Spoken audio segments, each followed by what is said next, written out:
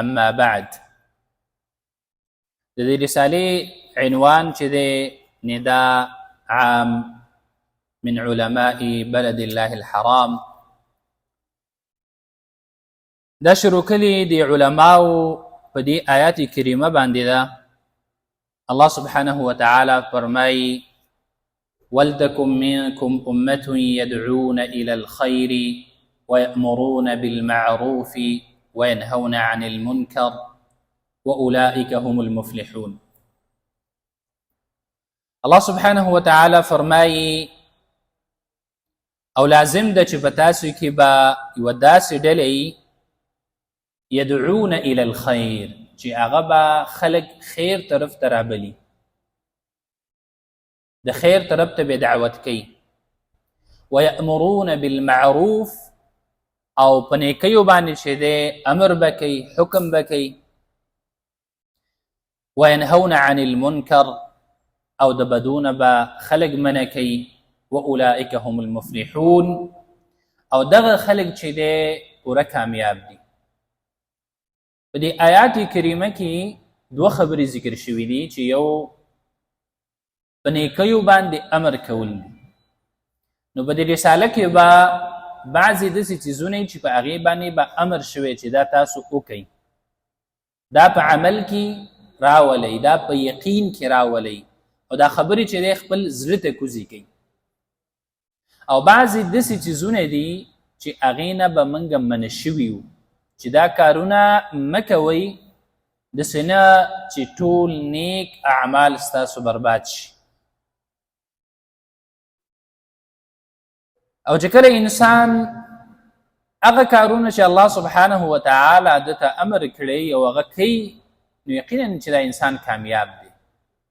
او کامیابیم په دې کې ده چې هغه کارونه انسان په خپل ژوند کې عملي کوي او د هغې د کولو کوشش کوي په کوم کارونه چې د انسان ته امر شوی دی، او د هغه اعمالو نه ځان ساتي چې کوم کارونه د انسان منع شوی دی. رسول الله صلی الله علیه وسلم فرمایي الدین النصیحه، دین چې دی دا خیرخواهي ده. صحابه کرامو پوښتنه وکړه چې د چا دپاره خیرخواهي ده د الله نبي؟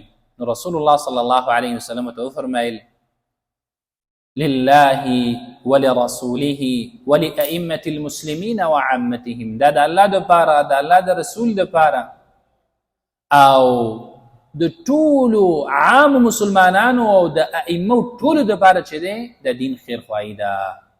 نو دې دا مطلب دی چې کله تا ته یو خیر معلوم و نو هغه به بیرته نورو خلکو ته رسې. دین موږ نه دا غواړي او دا د علما کرامو فریضه ده چې هغه به علم عوامو ته رسوي.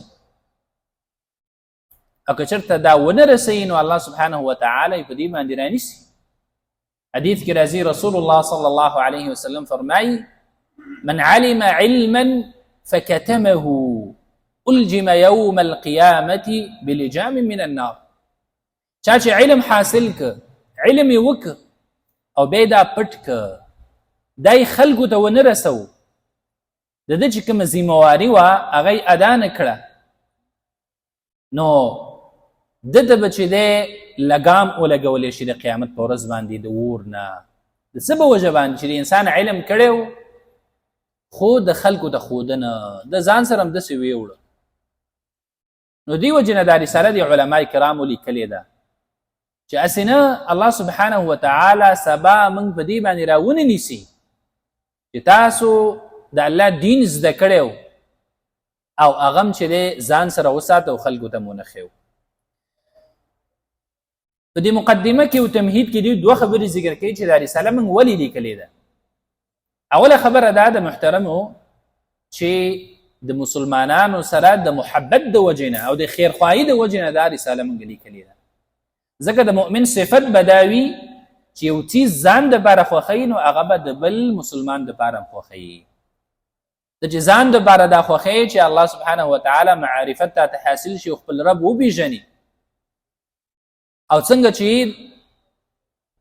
دا هغه سره لایق دی هغه شان د رب عبادت وکي، دا هغه اوامر په خپل ژوند کې عملی کی، نو په کار دا ده چې کله تا زده کړه نو دا به نورو ته رسې. ځکه کوم چیز چې ځان دپاره خوښې هغه به د بل مسلمان دپاره هم خوښې، او په دې کې به بخل نه کوې، که هغه هر قسم خیر و، که علم و، که یو ښه مشوره وه، که نور هم څومره دنیوي خیرونه دي هغه به بیا نورو مسلمانانو ته رسې، او دا د مؤمن صفت هم دی. دویمه خبره دا ده چې وایي دا موږ کوم د دنیوي غرض او مقصد د وجې دا رساله نه ده لیکلې، بس صرف او صرف دغه چې کومه ذمهواري چې زمونږ ده نو هغه ادا شي. الحمد لله الذي هدانا لهذا وما كنا لنهتدي لولا أن هدانا الله لقد جاءت رسل ربنا بالحق والصلاة والسلام على سيدنا محمد وعلى آله وصحبه أجمعين. اولنی مسله چې په دې کتاب کې او په دې رساله کې ذکر شوې ده هغه دا ده محترمو چې موږ دا عقیده لرو د مسلمانانو دا عقیده ده چې الله سبحانه وتعالى یو دی،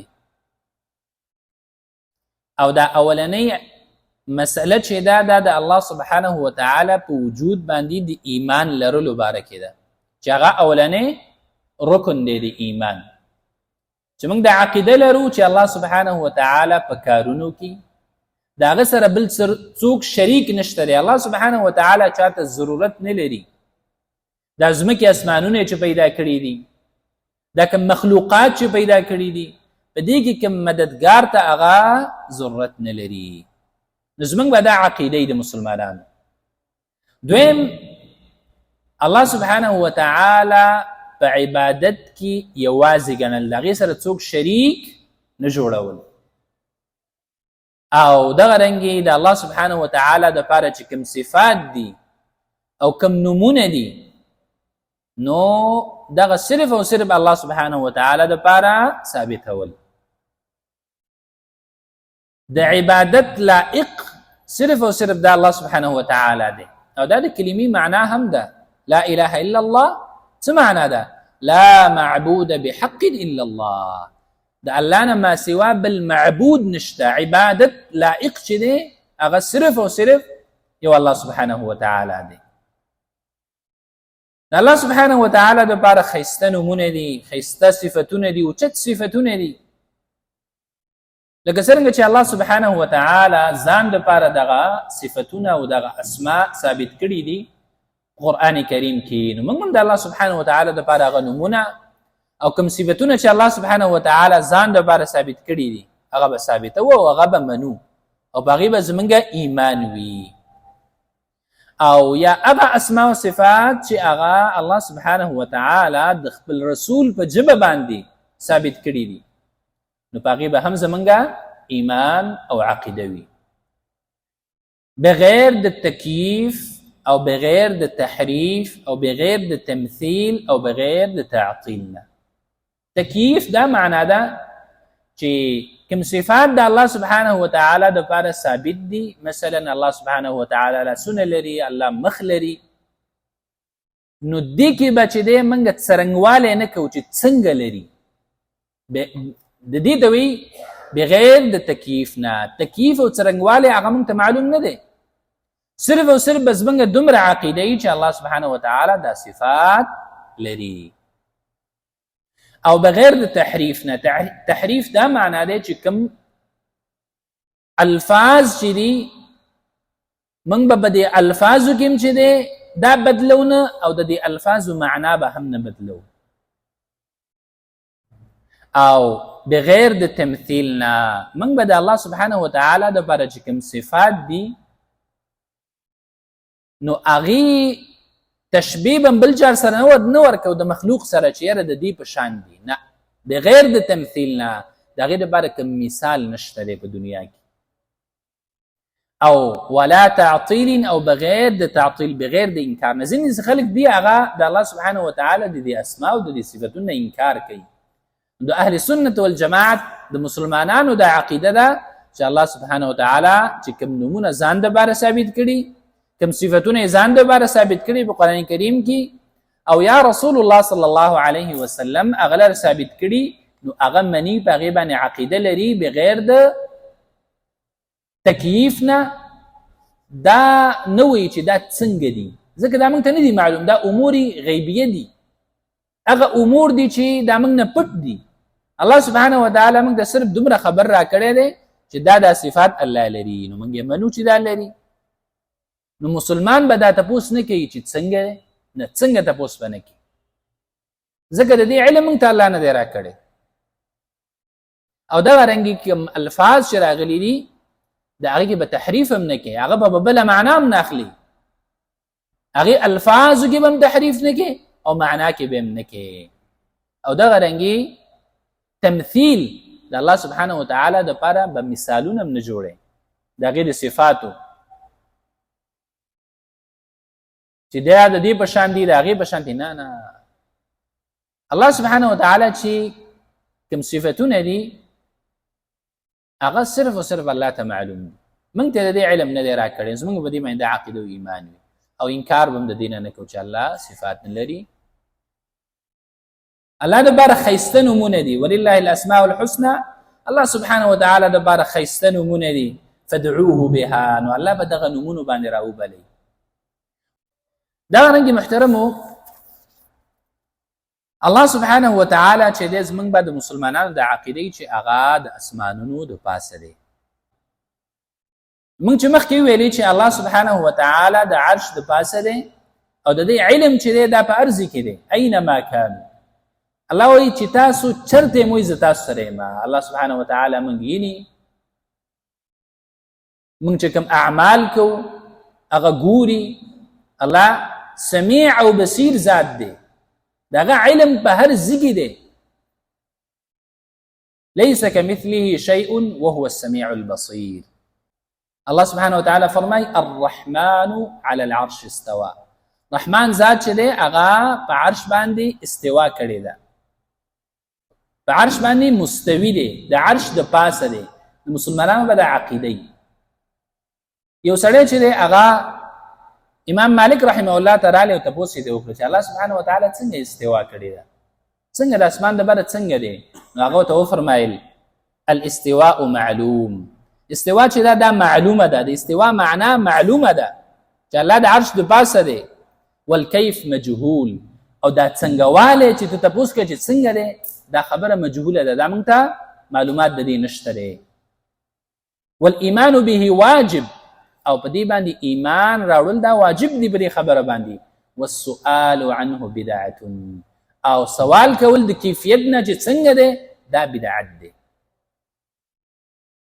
او دغه انسان ته مې ویلي دغه کس ته چا چې پوښتنه کړې وه و ته هم راته بدعتي ښکاري، ځکه داسې تپوسونه کوې، ځکه الله موږ ته علم نه دی راکړی د دې چې څنګه استوا کړې ده. ولې ته پوښتنه د څنګه کې چې څومره الله سبحانه وتعالی تا ته علم درکړی دی د خپل صفاتو باره کې، د خپلو اسماو باره کې، چې څومره ذکر یې کړی دی، مسلمانان به هغو هغې باندې ایمان لري. دغه رنګې رسول الله صلی الله علیه وسلم پوښتنه وکړه د یو وینځې نه، این الله، الله سبحانه وتعالی چرته دی؟ نو دغه وینځې ورته وویلې فی السماء، الله سبحانه وتعالی په اسمان کې دی. بیا ورته وفرمیل من انا، زه څوک یم؟ نو دغه وینځې ورته وفرمیل انت رسول الله، ته د الله سبحانه وتعالی پیغمبر یې، د الله رسول یې. نو وی فرمایل هغه کس ته د چا چې وینځې وه اعتقها فانها مؤمنه، دا چې دی ازاده که، ځکه دا مؤمنه ده. چې یو څوک دا ایمان لري چې الله سبحانه وتعالی په اسمان کې دی او ما د الله پیغمبر ګڼي او رسول ګڼي، نو دا مؤمنه ده، نو دا ازاده که. دغه رنګې محترمو دویمه مسله چې ذکر شوې ده په دې کې، ونعتقد ان عباده غیر الله شرک اکبر. ومنګه د عقیده لرو، د مسلمانانو د عقیده ده چې غیر د الله نه د بل چا عبادت کول دا لوی شرک دی. نو شرک چې دی په ټولو اعمالو کې ناپسندیده عمل چې دی الله سبحانه وتعالی ته هغه د الله سره شریک جوړول. او دغه رنګې دعا چې دا هغه د غیر الله نه کول دا هم د لوی شرک نه دی. دعا چې دا خپل عبادت دی محترمو. رسول الله صلی الله علیه وسلم فرمای الدعاء هو العباده. دا دعا په ذات کې چې دی دا خپل عبادت دی. نو عبادت چې غیر الله لپاره کې نو دا په شرک کې راځي. کدا دعا چې دا محترمو دا د طلب لپاره کدا انسان دا فکر کوي چې یاره د ازما دعا چې کومه ده چې زه د غیر د الله نه د بل چا نه یو دعا کومه کدا عبادت ګڼي هم دا انسان چې دی په شرک کې راځي. او که چېرته د انسان عبادت نه ګڼي او دا وایي چې صرف مدد طلب کومه غیر د الله نه د بل چا نه مدد غواړي په هغه شیانو کې مدد غواړي چې هغه د مخلوق د وس نه بهر وي. لکه یو انسان هغه چې دی لاړ شي او قبر ته او هغې ته وایي چې مالا بچی راکړي یا هغه لاړ شي قبر ته او د قبر نه څه شی غواړي دا غواړي چې زما سفارش وکړي زما باندې چې کوم مصیبتونه دي مشکلات دي هغه راله ختم کړي. نو دا هغه څیزونه دي چې دا صرف او صرف د الله نه بغواړي. نو که انسان دعا د غیر د الله نه کوي نو دا انسان چې دی د الله سبحانه وتعالی سره شرک کوي. که دا دعا به د عبادت ده که دا دعا د طلب او د مدد ده په هر حالت کې چې غیر د الله نه د بل چا نه دعا غواړي نو دا د شرک کې راځي. او ډیر خلک هغه به تاسو ګورئ هغوی به ځي قبرونو ته پیرانو ته به ځي د هغوی نه به خپل چې کوم حاجات دي هغه به غواړي چې ته دې تپوس وکړې چې ولې دې نه غواړي وایي دا د الله ولي دی. نو هغه غریب خو قبر کې پروت دی مړ دی د هغې د حالت نه ته څه خبرې چې هغه سره کومه معامله شوې ده. هغه غریب د خپل ځان مدد نشي کولی نو ستا مدد به څه وکړي. نو هغه خلک چې دا عقیده لري چې مړي دا د انسان لا خیر ورکولی شي انسان سره چې دی مدد او مرسته کولی شي د انسان نه ضررونه دفع کولی شي نو دا عین شرک دی. ځکه دا دعا چې ده دا خپل عبادت دی.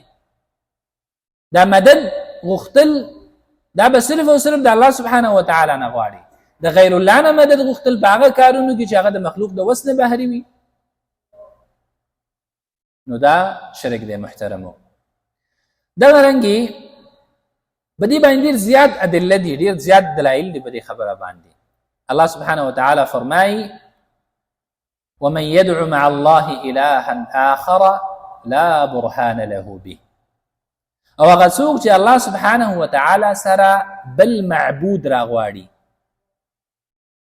د بل معبود نه طلب کې یو شی ته غواړي غیر د الله نه نو الله څه فرمایي لا برهان له به. د انسان سره په دې باندې هیڅ دلیل نشته دی چې دا غیر د الله نه ته د بل چا نه کوم طلب غواړي دعا کوي چې دا ستا دعا قبلېږي که نه دا تا سره مدد او مرسته کولی شي که نه شي کولی. خو په پټو سترګو دا انسان چې دی هغه روان دی. دریم محترمو دریمه مسله چې په دې رساله کې ذکر شوې ده هغه دا ده چې دا عقیده لرل چې هر شی چې هغه باندې واک لري د مخلوقاتو د وس نه بهر وي هغه شی چې هغه د مخلوقاتو د وس نه بهر وي د مخلوق په وس کې نه او ته د مخلوق نه د هغه څیز تمه کې هغه ته غواړي نو دا هم د شرک نه راځي. د دې مثال مخکې ذکر شو. اولاد ورکول دا څوک کوي؟ الله سبحانه وتعالی ته چې د پیر بابا نه اولاد غواړي د پیر بابا په وس او طاقت کې دا شته چې دا اولاد درکړي نه. نو دا داسې څیزونه چې هغه د مخلوق د وس او طاقت نه بهر دي او ته په هغه کې د مخلوق نه مدد او مرسته غواړي نو تا دغه مخلوق د الله سره شریک کړ. ستا عقیده او دا ګمان دی چې دا مخلوق مال راکولی شي ځکه د هغې نه غواړي چې ته کله پیر بابا ته ځې او بنیر ته روانې چې زما مسلې دي او هلته به یې غواړم نو ستا دا عقیده ده چې هلته کله زه خپلې مسلې پیش کړم نو دا زما مسلې ختمیږي. ضرر دفع کول او نفع ورکول دا څوک کوي؟ دا د چا په وس او طاقت کې دي؟ دا د هغه رب په وس او طاقت کې دي چې کوم رب موږ پیدا کړي وو. نو په دغه کارونو کې چې د انسان عقیده لري دا هم د لوی شرک نه دی محترمو. دغه رنګې څلورمه مسله چې ذکر کړې ده هغه هم دې ته ډېره نږدې ده چې څوک مخلوق تعظیم وکړي، مخلوق چې دی هغه لوی وګڼي، د هغې نه مدد غواړي په هغه شیانو کې چې د مخلوق د وس نه بهر وي. لکه مثلا یو انسان چې دی هغه په جنګ کې د داسې یو انسان نه طلب غواړي چې هغې سره بلکل فوج نشته دی، جنګي وسایل هغه سره نشته دی او ته د هغه نه مدد غواړي. لکه ډېر پخوانۍ قصې موږ اورېدلي، ستاسو عمرونه هم ډېر دي. وایي ای پیره بابا راورسېږي. نو پیر بابا غریب چې دی هغه سره هېڅ هم نشته دی او ته هغه رابلې، ته د هغې نه د مدد طلب کې او دا عقیده ساتي چې یاره پیر بابا ته جزا آواز وکړمه نو دا ما ته رارسي او هغه ما ته مدد کولی شي ما سره، حالان کې د هغې د وس نه هغه بهر دي، هغه ستا خبر هم نشي اورېدلی. نو دا هم په شرک کې راځي. دغه رنګې یو مریض چې دی هغه بغیر د دوا نه، بغیر د هغه اسبابو نه چې په هغې سره انسان ښه کېږي او دا ډاکټر ته و چې ما ښه که، دوایي مه راکوه ما ښه که، نو دا شفا ورکول دا د ډاکټر په لاس کې دي.